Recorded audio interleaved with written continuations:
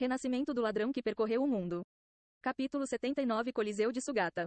O destino tende a operar de um jeito incompreensível. Ele poderia garantir a uma pessoa uma trégua durante seu tempo de sofrimento, apenas para mandá-lo direto para a condenação eterna depois. Vida ou morte. Ninguém sabe ao certo o destino que os aguarda. Se ele não estivesse disposto a se arriscar, ele não teria quebrado a caveira para começar. Ni Yan forçadamente acalmou sua mente e estendeu sua mão em direção ao dado. Uma recompensa generosa? Ou uma maldical maligna? O resultado final dessa aposta continuaria sendo um mistério até o dado parar. O dado do destino começou a girar e tremer no ar enquanto seu destino desconhecido o encarava. Vendo o dado rodar em uma velocidade estonteante, ele começou a suar frio. Por favor não seja uma maldical. Pare. Ele sentiu como se seu coração fosse pular para fora do seu peito. O dado parou imediatamente, e um estranho caractere demoníaco chocante foi revelado diante dos seus olhos. 5. Outro 5. Talvez 5 fosse seu número da sorte. O surpreendente resultado final da rolagem deixou um sentimento indescritível em Ni Yan. Ele torcia apenas para que não viesse outra maldical. Ele nunca imaginou receber uma recompensa, e nem imaginava o que essa recompensa poderia ser. Afinal de contas, rolar 3 dados do destino não era algo que jogadores comuns poderiam se dar ao luxo de fazer. Esse jogo extremamente perigoso o fez sentir que seu coração estava sendo esmagado pelo estresse. Sistema. Você recebeu Caixa de Pandora. Caixa de Pandora. Item de destino. Mas que diabos? Outro item de destino. O primeiro já lhe deu dor de cabeça o suficiente. E ele recebeu um segundo. Se esse fosse igual ao primeiro e pudesse amaldiçoá-lo, ele preferiria que desaparecesse. Depois de experimentar a natureza instável do dado do destino, ele nunca iria fazer parte de uma aposta tão aterrorizante de novo. Participar de uma aposta perigosa assim uma vez era o suficiente. Então ele não se arrependeria de deixar essa segunda chance desaparecer. A Caixa de Pandora era um cubo acinzentado perfeitamente esculpido. Em cada lado tinha uma escultura diferente retratando várias coisas, como uma caveira sinistra, um demônio asqueroso, um anjo e assim por diante. Não apenas pareciam vivas, elas eram meticulosamente detalhadas. Além disso, essas esculturas pareciam estar imbuídas com uma energia peculiar. Ni Yan examinou a Caixa de Pandora um pouco mais de perto. Para sua sorte, não estava na mesma categoria da caveira amaldiçoada. De fato, era um tesouro e tanto. Caixa de Pandora. Item de destino. Descrição do item. Insira 3 peças de equipamento de qualidade igual dentro da Caixa de Pandora para ter 10% de chance em obter um equipamento de qualidade superior. Todas as peças de equipamento serão destruídas em caso de falha. Insira uma peça de equipamento e uma joia da fortuna para aumentar a qualidade do item em um nível. Em caso de falha, o item terá sua qualidade rebaixada. Contagem. Ciclo igual a 3 segundos. Começa quando ativada. Se o número do ciclo for par, sorte mais 5. Se for ímpar, sorte menos 5. Restrição de uso. Pode ser usado por todas as facções. Esse item era uma raridade. Por mais que ele tenha ouvido falar deste item no passado, Ni Yan nunca viu um pessoalmente. Além do mais, seu valor não ficava nem um pouco atrás de itens com qualidade lendária. Ele poderia colocar 3 itens de qualidade ouro, e teria 10% de chance de conseguir um com qualidade ouro negro em troca.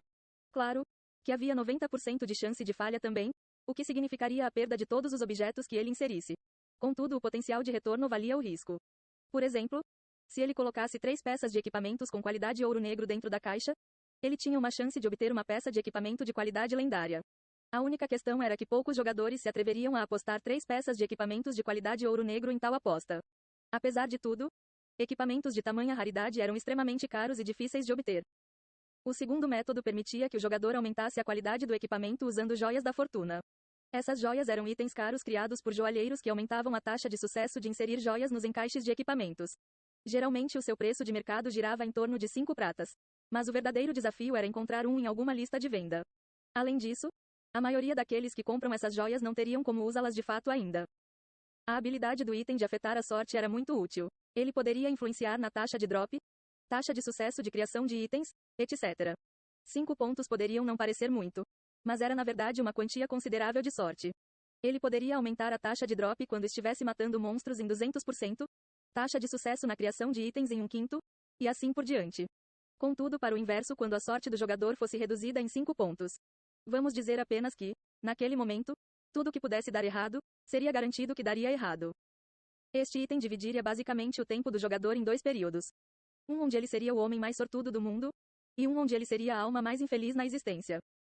Ni Yan pensou por um momento. Não era necessário um item de sorte. Mas ele poderia tentar o seu melhor para desencadear eventos quando o temporizador estivesse num ciclo par. Apesar de que 3 segundos passarem num piscar de olhos, ele estava confiante que ele seria capaz de calcular o tempo corretamente.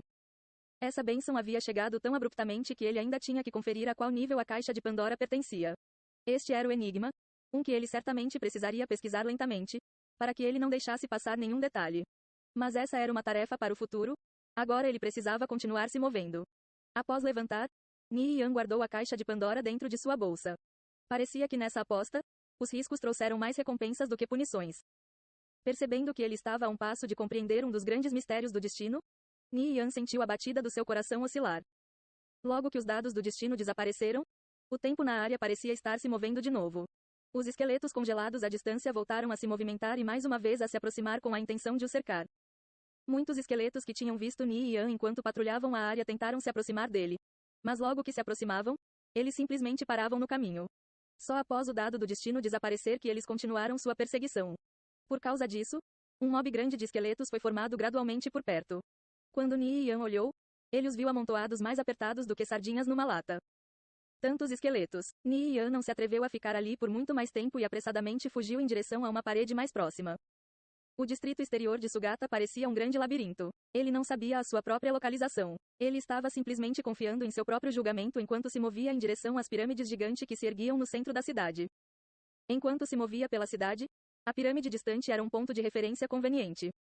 Os esqueletos não pararam sua perseguição. Logo que os magos esqueletos entraram no alcance, eles levantaram seus cajados e choveu magia para o local em que ele estava. Ni Yan pulou no ar, e assim que pôs o pé sobre a parede. Bum, bum, bum, a descarga de magias acertou a parede e mandou uma grande quantidade de detritos voando para todo lado. Menos 21, menos 27, menos 25. Vários valores de danos apareceram em cima da cabeça de Ni Yan, fazendo com que sua vitalidade caísse para um terço após somente uma rodada de magias. Haviam muitos magos esqueletos abaixo dele. Após beber uma poção de cura, ele pulou para o outro lado. Sua aterrissagem foi graciosa, mas isso não queria dizer que já estava fora de perigo. A única saída que Ni Yan viu para se desvencilhar dos esqueletos era se afastar do caminho que estava, o que o levaria cada vez mais longe da pirâmide no centro. Contudo, ele não tinha outra escolha. Ele tinha que desvencilhar dos esqueletos que o estavam perseguindo. Ni Yan eventualmente encontrou uma abertura que parecia levar para uma das praças públicas da cidade. Ao longe, ele era capaz de ver um coliseu. Certamente devia ter sido uma visão imponente no seu auge. Mas agora não era nada mais que ruínas, claramente o trabalho de vários séculos de erosão. Apesar de agora serem ruínas, quando Ni Yan olhou fixamente para a relíquia dilapidada de uma era que há muito tempo havia passado, ele ainda conseguia imaginar como ela era no passado. Sistema: você descobriu o Coliseu de Sugata. Então era o Coliseu da cidade. Ni Yan já esteve nesta área no passado, mas ele nunca havia tirado tempo para olhar e explorar este Coliseu. Enquanto fazia seu caminho ao longo da praça, Ni Yan de repente sentiu algo sob seus pés. É uma armadilha. Ele estava muito distraído pela vista imponente do Coliseu à distância, e ele não se preocupou em procurar armadilhas pela área. Assim, diante do seu descuido, ele acabou pisando direto em uma armadilha. Ni Yan de repente saltou para frente numa tentativa de saltar para longe antes que o chão abaixo desmoronasse completamente. Contudo, para sua surpresa, ele descobriu que a armadilha que havia pisado era gigante. Ela abrangia mais de 20 metros de largura. Como seria possível ele conseguir pular tão longe? Antes que ele conseguisse escapar, o chão desmoronou, mandando Ni Yan em uma queda livre. Ele não sabia quão fundo era essa armadilha, então ele preparou sua joia Featherfall. Se a armadilha era muito alta, ele não teria opção a não ser usá-la para prevenir que ele morresse em decorrência do dano da queda. Baque, contudo, essas preocupações pareciam desnecessárias enquanto ele aterrissava no chão com apenas 26 pontos aparecendo acima de sua cabeça. Parecia que a armadilha não era tão profunda, por volta de 10 metros no máximo.